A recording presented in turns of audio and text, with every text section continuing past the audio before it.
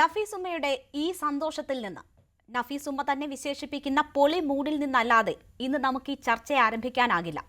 അതുകൊണ്ടാണ് നഫീസുമ്മയുടെ സന്തോഷം കെടുത്താൻ നോക്കിയ മതപണ്ഡിതനെന്ന് അവകാശപ്പെടുന്ന ഇബ്രാഹിം സഖാഫി പുഴക്കാട്ടിരിയുടെ അധമ ഭാഷണം കാണിക്കാതിരുന്നത്.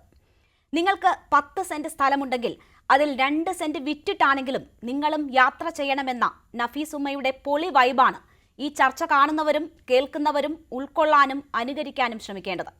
വിധവയായ സ്ത്രീ വീട്ടിലിരിക്കണമെന്ന ശുദ്ധ വിവരക്കേട് മനുഷ്യരോട് പറയാൻ അറപ്പില്ലാത്ത മതപണ്ഡിതരെ തിരുത്തേണ്ടവർ തിരുത്തണം. ഇനി ഒരു നഫീസുമ്മയുടെയും സന്തോഷം കെടുത്തും വിധം അധമ ഭാഷണം നടത്താൻ ഒരു മതവും ഇങ്ങനെയുള്ളവരെ അനുവദിക്കരുത്. ഇനി നഫീസുമ്മയോടാണ്.